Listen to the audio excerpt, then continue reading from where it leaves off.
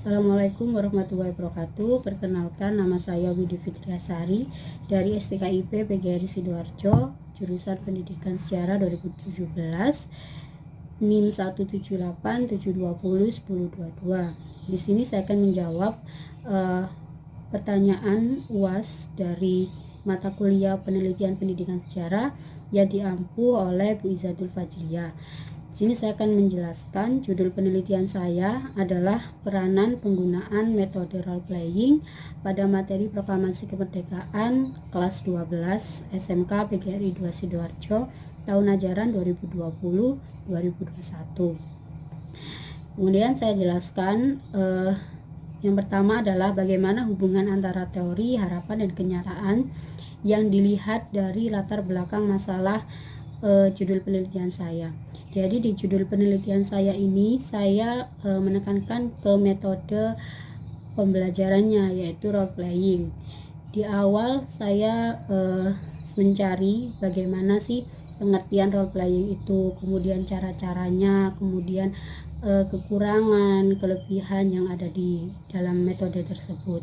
Kemudian setelah saya tahu teori-teori, kemudian saya lanjutkan ke harapan. Menurut saya harapan itu sesuai sama dengan tujuan, yakni apa sih tujuan metode pembelajaran role playing itu. Kita bisa melihat sendiri bahwa pembelajaran sejarah itu banyak kita jumpai itu hanya dengan metode ceramah, guru menerangkan seperti itu, dan itu banyak juga siswa-siswa yang mengeluh merasa bosan atau capek atau tidak sampai ada materi-materi yang menurutnya tidak masuk gitu. Sehingga dengan problem-problem yang seperti itu, menurut saya dengan metode role playing ini bisa membuat siswa itu lebih aktif, lebih kreatif juga, dan lebih memahami isi materi-materi yang disampaikan oleh guru seperti itu. Kemudian di kenyataan, jadi di kenyataan ada juga yang sekolah-sekolah sudah menerapkan metode role playing ini. Itu di kenyataannya itu memang siswa itu lebih aktif, kemudian lebih lebih banyak memahami tentang materi-materi seperti itu.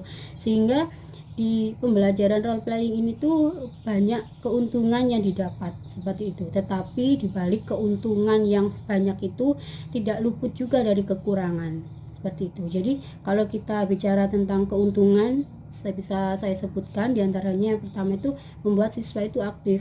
Jadi yang awalnya siswa itu merasa bosan karena guru penyampaian cuma ceramah, jadi merasa bosan, terus ngantuk, sering juga ngantuk, kemudian tidak memahami isi dari materi-materi yang disampaikan seperti itu. Dengan metode role playing ini terkadang siswa itu menjadi seperti aktif, terkadang juga percaya diri, karena memang dengan role playing ini siswa itu dilibatkan dalam penyampaian materi. Jadi siswa-siswa itu diberikan peran masing-masing oleh guru.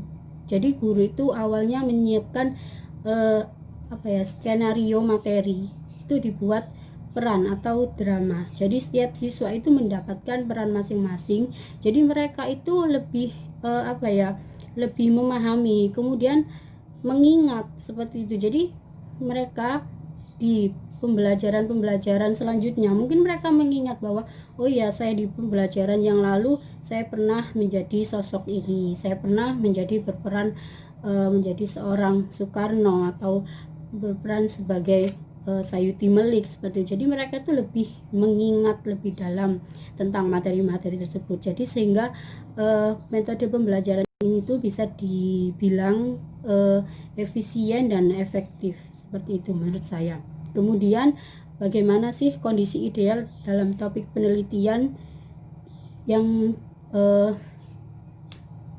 dengan kondisi relevan saat ini. Jadi menurut saya kondisi ideal ya seperti itu. Jadi dengan kenyataan-kenyataan yang ada, dengan banyaknya siswa-siswa yang merasa bosan, cepat ngantuk, kemudian tidak memahami isi materi, sehingga dengan metode pembelajaran ini tuh menurut saya sudah relevan, karena memang sangat banyak sekali keuntungan yang didapat. Ya, saya juga ingin menjelaskan apa sih selain keuntungan itu pasti ada apa ya, kekurangannya. Jadi salah satunya kekurangannya mungkin itu memerlukan banyak waktu, karena memang kalau kita metode ceramah saja mungkin jam pelajaran hanya beberapa menit itu bisa disampaikan, tapi kalau dengan peran kita memang harus memerlukan waktu yang lama, kemudian memerlukan seperti materi-materi yang banyak kayak seperti itu, kemudian dengan bahan-bahan yang dibutuhkan juga banyak, atau properti-properti seperti itu. Kemudian yang keempat adalah bagaimana saya menentukan kajian pustaka. Jadi setelah ini saya akan menunjukkan bagaimana kajian pustaka saya dalam bab 2. Ya, jadi di sini saya akan menjelaskan tadi yang kajian pustaka, yakni di sini saya lebih menjelaskan tentang metode pembelajaran ini, metode pembelajaran role playing, kemudian di materi proklamasi kemerdekaan atau di materi sejarah-sejarah seperti itu. Sini saya akan menjelaskan kajian pustakanya. Jadi di kajian pustaka itu ini yang pertama tadi setelah saya sebutkan, yaitu metode pembelajaran. Jadi di metode pembelajaran itu seperti apa, saya jelaskan terlebih dahulu menurut para ahli seperti itu. Kemudian yang kedua adalah bagaimana sih manfaat metode pembelajaran. Jadi metode pembelajaran itu salah satunya manfaatnya adalah untuk memberikan lebih banyak strategi terhadap guru-guru untuk menyampaikan materi-materinya, kemudian untuk sebagai alat untuk mencapai tujuan ini. Kemudian yang kedua, saya menjelaskan juga tentang role playing. Jadi setelah saya jelaskan tadi yang pertama teori-teorinya, role playing itu seperti apa. Role playing adalah memainkan peran, kemudian memberikan tujuan-tujuan seperti itu. Kemudian ya ini tadi yang sudah saya jelaskan, bagaimana sih kelebihan dan kelemahan atau kekurangan metode role playing. Jadi ini bisa dilihat ada 5 keuntungannya, memang sangat banyak sekali. Dan ini kemudian langkah-langkah pembelajaran role playing itu seperti apa. Jadi sudah saya sebutkan, jadi guru menyiapkan skenario, kemudian siswa mempelajarinya, membentuk beberapa kelompok, memberikan penjelasan, kemudian siswa bermain peran sendiri. Jadi memerlukan waktu yang lama memang. Kemudian yang terakhir, saya menyebutkan tentang pembelajaran sejarah. Jadi saya menyebutkan pembelajaran sejarah seperti apa, kemudian kita cocokkan dengan metode pembelajaran yang pas seperti itu. Dan sini saya juga mungkin bahwa saya tadi kan menjelaskan tentang proklamasi kemerdekaan. Di sini saya juga memberikan sedikit bagaimana sih pentingnya gitu proklamasi kemerdekaan dalam pembelajaran sejarah seperti itu. Kemudian sini saya lebih menekankan lagi tentang materi kelas 12 ini, yakni kebetulan adalah tentang proklamasi kemerdekaan seperti itu. Kemudian nanti saya akan menjelaskan lagi tentang alur kerangka penelitian saya.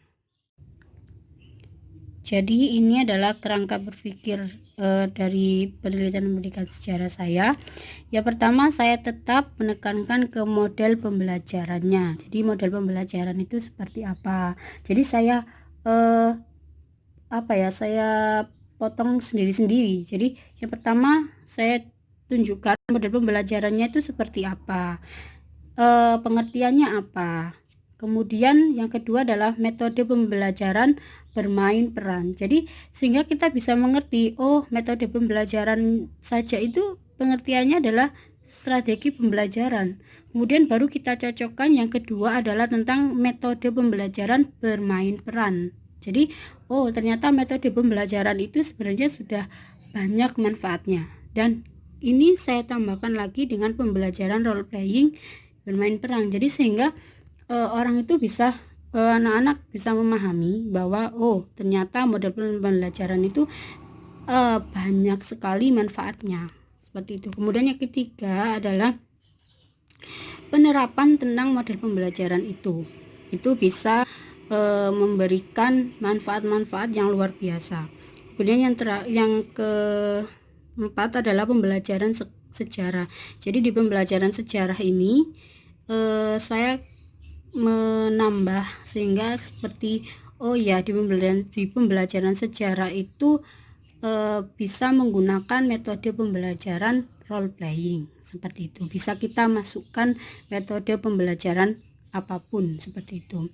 Kemudian di sini saya ada kerangka berpikir, ada gambarnya, yakni kita bisa lihat ini kondisi awal. Jadi kondisi awal itu guru hanya menggunakan materi ceramah, sehingga apa?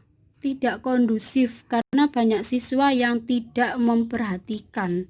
Kemudian bagaimana cara guru itu untuk siswa-siswa itu bisa aktif kembali? Jadi melakukan tindakan. Yang kedua, bagaimana tindakan seperti apa yang dilakukan? Jadi yang kedua, tindakan ini menggunakan model pembelajaran role playing. Jadi dengan kondisi awal yang ceramah, dengan tindakan kemudian menggunakan metode role playing. Apa akhirnya atau hasil yang didapat? Ini materi tersampaikan dengan baik karena siswa berperan aktif di dalamnya. Yang sudah saya sampaikan di awal tadi, siswa menjadi aktif dan bonusnya adalah kreatif. Kemudian yang terakhir adalah kondisi akhir. Bagaimana kondisi akhir setelah tindakan ini dilakukan? Yang ini kreatif siswa meningkat. Jadi sudah saya bilang aktif. Kemudian kondisi akhirnya apa? Menjadi kreatif. Kemudian hasilnya keseluruhan adalah seluruh siswa berperan aktif dan mampu memahami keseluruhan materi. Sehingga metode pembelajaran role playing itu banyak sekali manfaat-manfaat yang didapat. Dari yang tidak kondusif, kemudian akhirnya tersampaikan dengan baik. Akhirnya siswa memahami materi yang disampaikan. Seperti itu. Ya, kemudian dari kerangka penelitian yang sudah saya tunjukkan tadi, apa jenis metode yang saya pilih untuk menjelaskan teknik pengumpulan datanya. Jadi metode yang saya pilih adalah metode observasi, kemudian metode ada wawancara, kemudian yang ketiga adalah dokumentasi. Jadi di observasi itu pengumpulan datanya kita terjun langsung ke lapangan atau ke sekolahannya, kemudian ke kelas, kita melakukan observasi bagaimana metode pembelajaran itu dilakukan, kemudian kita lihat langsung tentang kekurangan-kekurangannya, kemudian kelemahan-kelemahan atau kelebihan-kelebihannya itu seperti apa.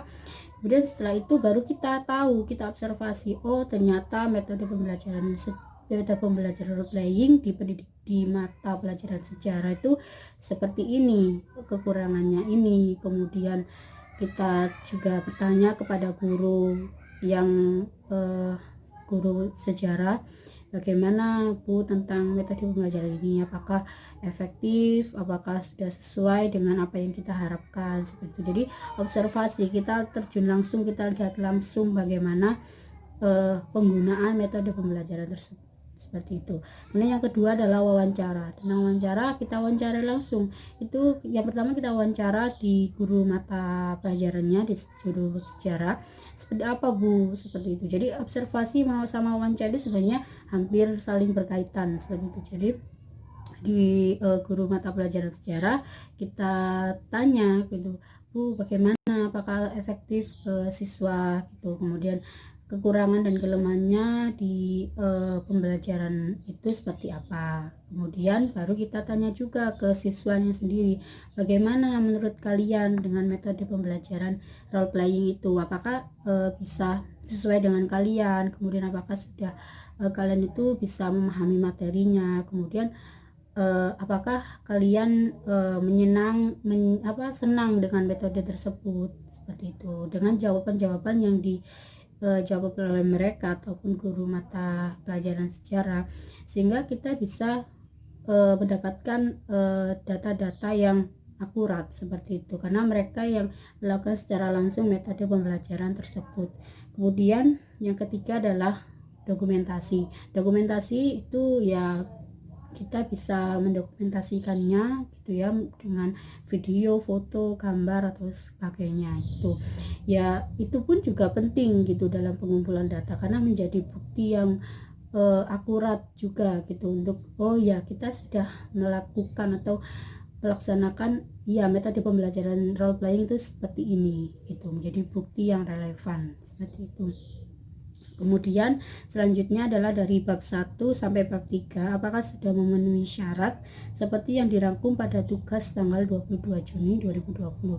Menurut saya di bab 1 dan bab 3 di judul penelitian saya ini, menurut saya sudah lumayan lengkap, karena memang di situ saya sudah taruh dari pendahuluan, kemudian di bab satunya, kemudian di kerangka berpikirnya. Di bab 1 ada tujuan dan manfaat-manfaatnya, kemudian yang kedua adalah kerangka berpikirnya seperti apa, kemudian saya sudah menjelaskan dari kondisi awal, kemudian dari tindakan dan kondisi akhirnya, dan hasil-hasil yang diperoleh itu seperti apa, sudah dijelaskan ya. Kemudian yang ketiga adalah yaitu tadi metode pengumpulan datanya itu.